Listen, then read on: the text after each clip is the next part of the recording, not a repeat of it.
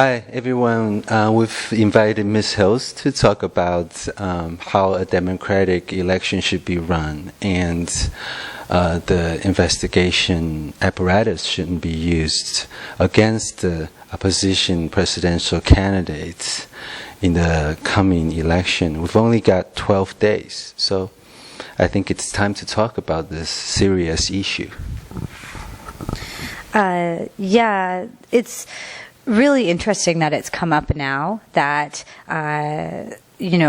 this particular form of investigation is being used against the opposition candidate. And I just wonder what this is going to look like for the polls. Although a couple of days ago it was still saying that the polls were kind of neck and neck, but at the same time, with this new information, that could change things quite a bit. People who saw their party as impartial and, a good leader who wasn't using their money to investigate other people, now they're seeing them in a different light. That might not be so becoming of the person that they want to have in office. Well, allegedly, we should say also, allegedly, and because one of the media last Wednesday reported this investigation project of collecting data, basically of the opposition presidential candidate sort of gaining potential votes from the ruling party. So it's become sort of like a Watergate event. And it's basically a huge crisis for our democracy. Do you know much about Watergate? And do you want to talk about the Watergate first? Well, actually, Watergate started from the Vietnam War, so it wasn't, just exactly what this is here. But basically, it started from the government concealing specific information about what had happened during the Vietnam War. And then this went into something called the Pentagon Papers, which then were leaked to the media, and the media kind of exposed Richard Nixon for, basically hiding this information from the government. So it didn't start with him, but it kind of ended with him, and then it got to, higher and higher levels, and there was a lot more concealing going on of information, and so it kind of went back really far. But in the end of it all, I mean, Nixon, stepping down. Yeah, he had to step down from his presidency because, or I guess he wasn't president then. I think he was running for president, or was he? I think he won the election and then stepped down. And I'm very glad you actually shed a lot of light onto this Watergate event, because from what I've studied, it's really, I think the focus may be shifted to this president using the government resources to wiretape things, to know about the opposition candidates' whereabouts.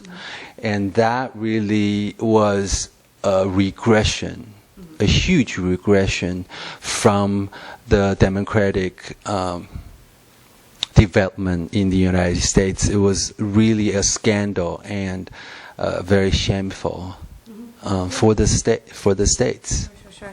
And you're totally right about that. That did happen. But it kind of started with this whole idea of like a concealment of these events, which at that point in time, right after, Vietnam, a lot of people have been protesting and stuff like that. And they had not known about what was actually happening in the war, how many people are dying, what was happening. And those papers were concealed. And then from there, Richard Nixon just, basically when those papers came out, it was a real bad thing for him. And then from there, it kind of got to the point where if he didn't do something to save his presidency. So it snowballed, really. Yeah, it was kind of. Yeah, it really snowballed and ended because of the evidence they actually collected, and a few people got prosecuted. And the reason why we're talking about this and why it's important for democracy is transparency. Because if you can use the government resources to do something completely beneficial and also it's unfair for the whole election, then basically the runners are not starting at the same basis. So that's why. Yeah, I mean, democracy is right. Democracy is all about equality of people and, being able to have a transparent government where you feel like you know everything, you know where your taxpayer dollars are going. And that's something that is really important in a democracy. And when something like this happens, it's something that turns people's minds around. Oh, I was going to vote for this person, but now I found out that they allegedly did this or that. And with all the other things that have been happening with this particular party, I think for a lot of people it's not out of their mind to think, oh, this could be possible as well.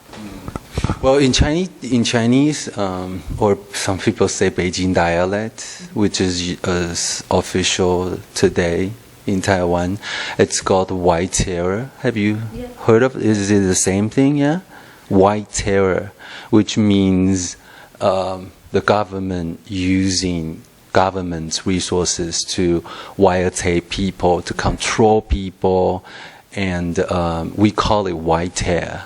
Do you know what the term is in English, or?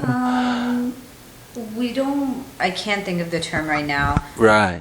It's not. It's the reason why it's called white, because it's the government that's supposed to symbolize the light, the justice, the rightful side, and then because that's white, like the sun, the sunlight, and the dark is the mafia, the hidden. The reason why it's called the white terror is that we feel terrified because of what's supposed to be just. Do you understand what I'm saying? Okay. We don't really have a term for it in English. Like, we don't look at it like that. Yeah. It's more like a scandal. Yeah. That's probably what we would liken it to. Like when you say like Watergate scandal, it's probably something similar to that. And in Canada and the United States, we have a lot of scandals of this type of nature, like government officials, high-ranking officials using money to go on trips to France or England, or taking their wife for a vacation in Bahamas, or whatever they want to do. It's usually not like when it comes to the election, I think that Canadian people would be really appalled if they found out that there was even a chance that one of the parties was doing what's been suggested. So there is also, I've noticed in 5 years back in Taiwan, it's the government is very authoritative. Actually, they sometimes would actually, if you criticize the government, they would actually warn you or blackmail you, or say they're going to do this and that, they're going to visit you, stuff like that. And gladly, I was never really felt threatened, because I think this is a democracy and it's got law to constrict government's power. But it doesn't seem like that these days.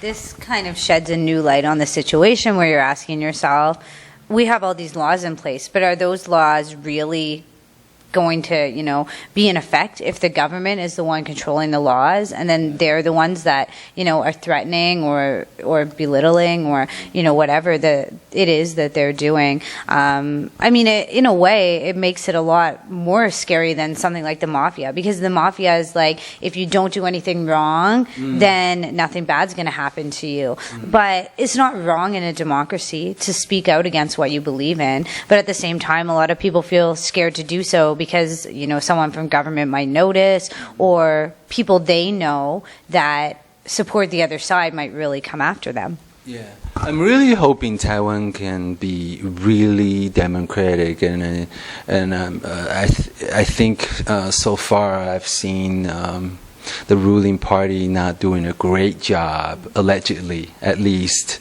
So I'm hoping this can. I'm trying to be optimistic about the result of the election, and I hope whoever is elected can really do something about being fair and being democratic. Yeah, say goodbye.